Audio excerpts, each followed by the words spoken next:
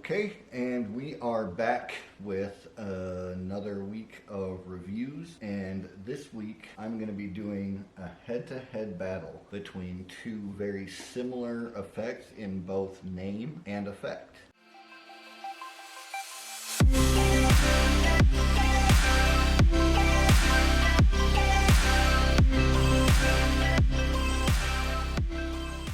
They are two non-real ring flight effects, and I'm doing a head-to-head battle, and we're going to see which one wins. In the first corner, we've got Pro Flite by Nick Einhorn, and what you get when you receive Pro Flite is a link to video instructions and basically a key ring with a little key fob on it. And this is a little nitpicky thing.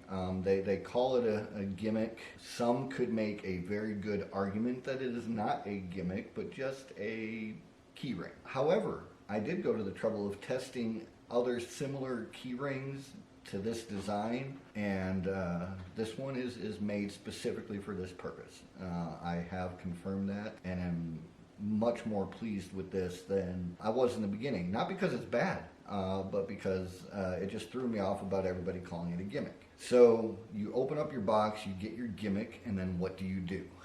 Okay, you basically do a ring flight. A ring vanishes and reappears on this key ring, and then it's unscrewed and unscrewed, and the ring is taken off, and that's it. That's the basic idea, and it's the same for both. On this one, there are some definite strengths and there are some definite weaknesses. So for me, I'm going to go over what I consider the weaknesses first, and then we'll go over the strengths, and the strengths are really good. So first of all, as far as a weakness goes, well, I wouldn't even call it a weakness. It's just in comparison to the other ring flight we're going to look at. This does exactly what it's meant to do. It is good for a ring flight, and that's it. It's not quite as versatile as Flite, but it is very good at what it does. So that's one thing. It does the one thing, and it also, as a weakness, takes a little bit longer than I would like. And it's not that this takes terribly long to do, as you'll see in the video here. It's just compared to the speed of Flite. You notice the delay on this one. This one is a I would say a two-step process to get the ring loaded onto the key ring. Whereas with Flite, it is a one-step lightning fast process. So it's not as fast, it's not quite as versatile as Flite, and then a part of it is just the look. I didn't really want to compare them side by side yet, but you've got a very standard looking key ring and then this. And some people may be drawn to this particular look for a keychain. But according to my fiance, it's f***ing ugly. And so she just doesn't like it. And I really do listen to what laymen think about our props and things like that. And she just thinks it looks weird and ugly. So there is that. It may not be the style for everybody versus a pretty traditional keyring. So that's the weaknesses. And as far as the strengths go, there are some really, really good things about this. Really good. For one, for those that care, this is completely examinable, whereas Flite is not. So it's a good point for Pro Flite. And it is very, very durable. You can bang this thing up. I wouldn't sit there and purposely try to break it or anything, but this thing should last you a long time and work just like it should every time without any fear of anything breaking or anything having to be replaced or purchased again. Durability is on point. Actual mechanism can be examined, and I'm going to address that later, the fact that it can be examined. And then also, its other really, really good strong point is Nick, on the video, teaches a fully fleshed out routine. You can come in having never done a ring flight in your life and walk out with a full ring and string routine. It even includes the string, which is a nice touch. The ideal size and length of string to do a ring and string routine. And then as a kicker, that ring vanishes off the string and appears on the key ring. That is a very valuable element to all of this. And as far as price point, so what does it cost to get this key ring and the piece of string and some really good instructions? It is $50.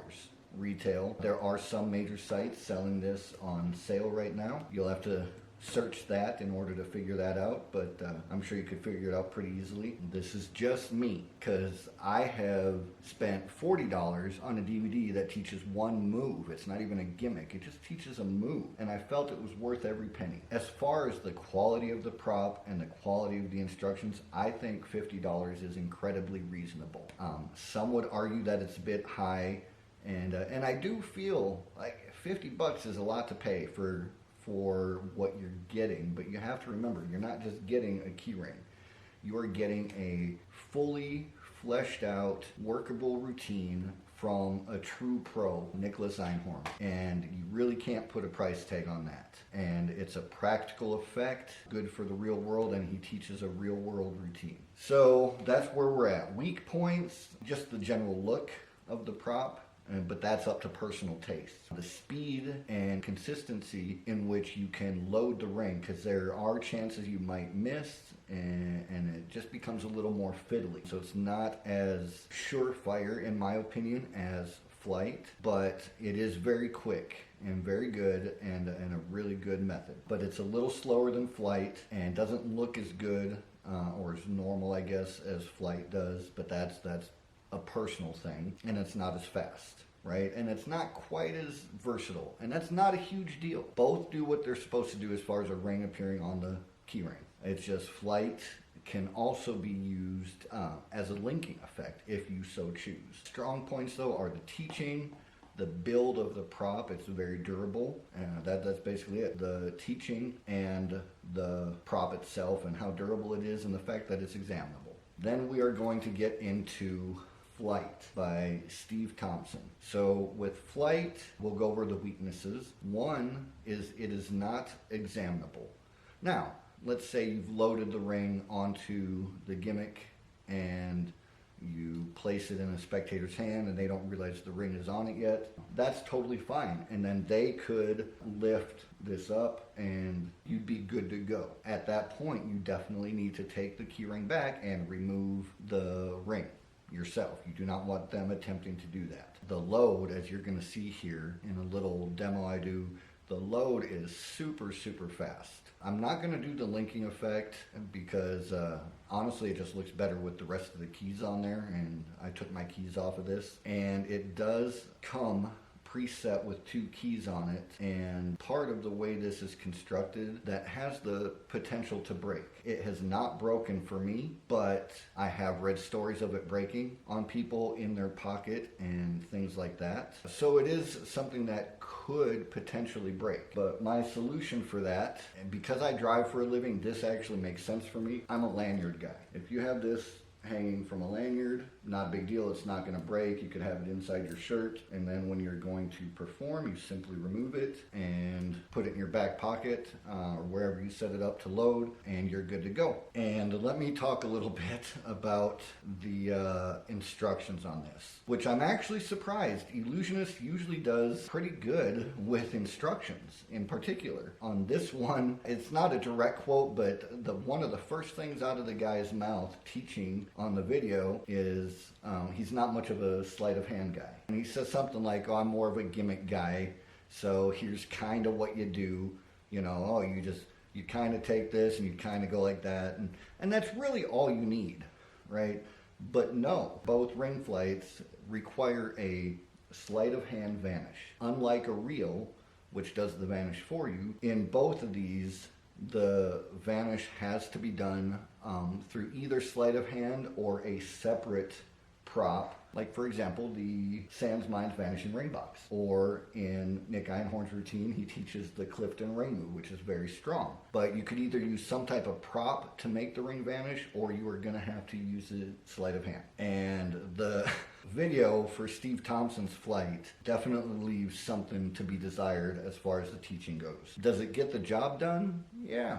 It gets the job done, but barely. It has got to be one of the least impressive videos I've seen as far as quality and depth of instruction in a long time. But that being said, this is super practical, and your ring appears in a split second on that key ring. It takes no time, there's no fidgeting, no delays. no hesitation. It's just really, really good.